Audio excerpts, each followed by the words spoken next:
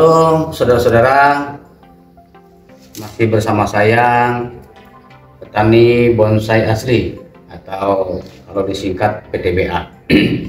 Kembali hari ini saya mengajak teman-teman, mengajak saudara-saudara bagaimana cara kita melakukan wiring ulang terhadap pohon kimang yang saya miliki ini. Ini pohon kimang ini kemarin waktu kontes nasional Kota Lubuk Linggau turun di kelas prospek dan mendapatkan bendera merah. Main bonsai itu memang berangsur-angsur dari prospek, kemudian nanti naik lagi ke kelas Madiang dan seterusnya. Mudah-mudahan nanti bonsai ini akan menjadi bonsai yang baik. Maka dari itu mesti kita lakukan wiring ulang. Nah, untuk melakukan wiring itu teman-teman melakukan penataan ulang, pengawatan ulang, pembentukan ulang agar bonsai itu terlihat cantik seperti bonsai-bonsai yang sudah jadi. Nah, alat-alat untuk melakukan wiring ulang itu pertama gunting pruning, kemudian ada gunting kawat nanti untuk memotong kawat yang sudah susah untuk dibuka secara manual. Lalu ini catut besar, lalu kita juga gunakan juga catut kecil kalau nanti dibutuhkan, dan gunting dahan ya, dan berbagai macam kawat untuk menggantikan kawat yang lama. Ini kawat nomor 6,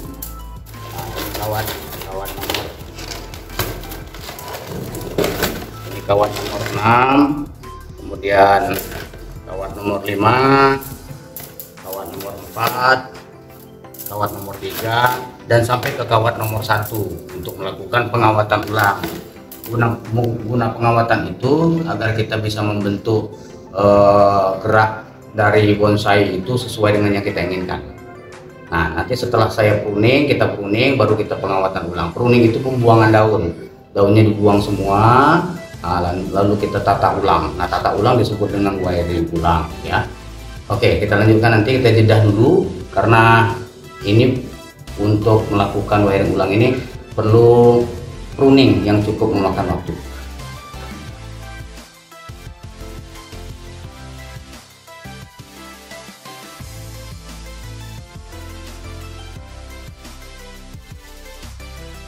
Baik, jadi setelah dilakukan pruning, sudah selesai dilakukan pruning, nah, seperti ini sudah tidak ada daun lagi, maka tahap selanjutnya kita lakukan wiring ulang. Namun sebelumnya kawat-kawat yang sudah masuk ke dalam ini, coba lihat sini, ini kan sudah masuk ke dalam nih, sudah makan ke daging bonsainya. Nah, maka dari itu mesti kita buang dulu kawat ini, baru nanti kita ganti dengan kawat yang lain. Tapi ukuran kawatnya berbeda. Kalau ini menggunakan kawat 4, maka mungkin kita ubah dengan kawat 5 kan, seperti itu. Karena cabangnya makin membesar. Nah, setelah dilakukan pengawatan ulang, baru nanti kita bentuk. Contohnya seperti ini. Ini kan tegak nih. Nah, kita kawati lagi, lalu kita bentuk. Setelah kita bentuk, nanti kita dengan kawat itu sendiri nanti membentuknya, baru terbentuklah dimensi bonsai yang kita inginkan ya. Nah, akan saya lanjutkan sampai selesai. Kawat ini ada dua teori kita lakukan. Pertama, kita lakukan dengan cara dibuka manual menggunakan tang. Jadi kita buka secara manual seperti ini. Tapi ini dengan cara manual ini ada risikonya. Apa risikonya? Bisa kemungkinan patah dahan yang sudah terkawat. Kemungkinan yang kedua bisa sobek. Maka dari itu saya sarankan kita lakukan dengan pemotongan kawat ya. Kalau pemotongan kawat dia bisa rapi seperti ini. Nah, ya. Jadi tidak terjadi luka seperti itu. Nah, ini kan bekas kawatnya.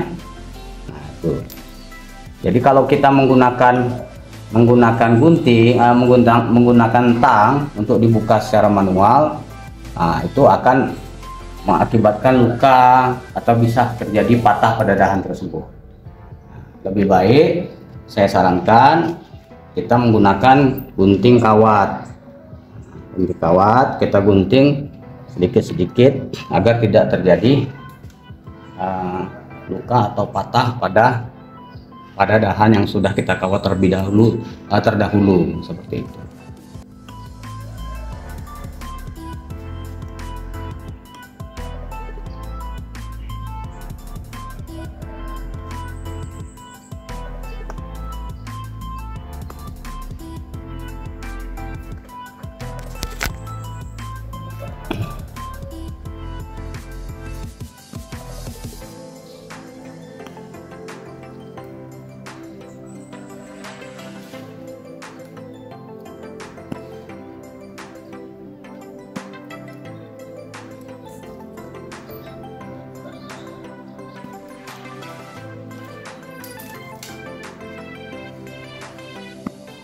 Nah, itu contohnya.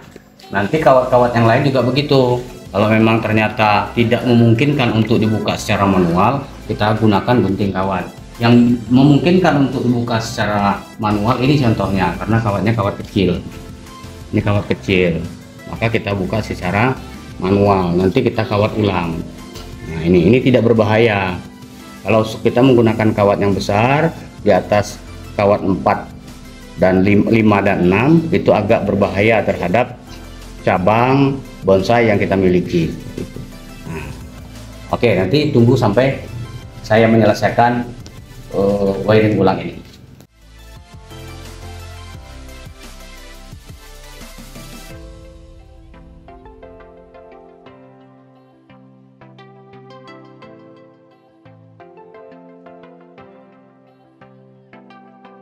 Setelah selesai kawatnya dibuka seluruh, maka dilakukan pengawatan ulang atau wiring ulang, sehingga nanti kita bisa mengatur bagaimana gerak-gerak yang terbaik, apakah ke kanan, apakah ke kiri, apakah kurang tinggi, apakah seperti apa, seperti itu ya. Kalau saya melakukan pengawatan itu dilakukan dari stang pertama, dari awal seperti ini. Dikawati stang pertamanya, nanti naik ke stang kedua pengawatannya, habis itu nanti naik ke cabang 3, cabang 4 background dan puncak. Itu kalau saya. Kadang-kadang orang ada yang mendahulukan pengawatan dari puncak dulu, dari atas dulu, setelah dari atas baru turun seperti itu. Itu ada teori-teori masing-masing. Kalau saya seperti itu. Mari saksikan.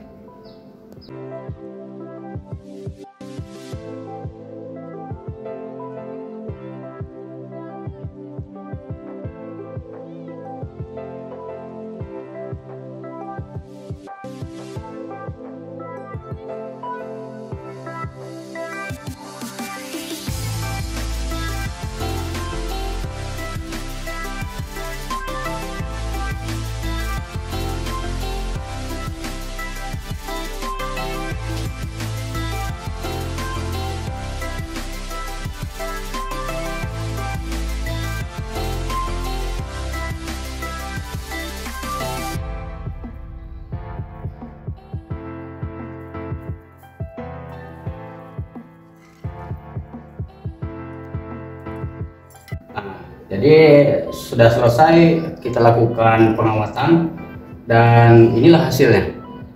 Tinggal lagi nanti saat dia sudah tumbuh bagus, baru kita lakukan pemotongan anak ranting. Pemotongan anak ranting. Nih seperti ini contohnya. Ya. Anak ranting. Nah, lalu kenapa ada yang saya kawat, ada yang tidak saya kawat? Karena ada daerah dahan-dahan atau cabang tertentu yang tidak perlu dikawat lagi. Karena kalau sudah dia sesuai dengan arah yang kita inginkan, tidak perlu dikawat lagi. Tapi kalau dia belum sesuai, maka perlu pengawatan. Kemudian ini ada yang tidak dikawat, ada satu. ini masih di los. Manfaat los itu agar dahan yang ini besar dan hampir sama dengan dahan-dahan yang lain, sehingga nanti pada saat ada pertumbuhan kita bisa bentuk. Kalau ini masih terlalu kecil, nunggu besar baru kita potong. Nah teman-teman sekalian, inilah hasil wiring pohon kimeng yang saya lakukan. Mudah-mudahan ada manfaatnya. Sampai jumpa di Petani Bonsai Asli PTBA.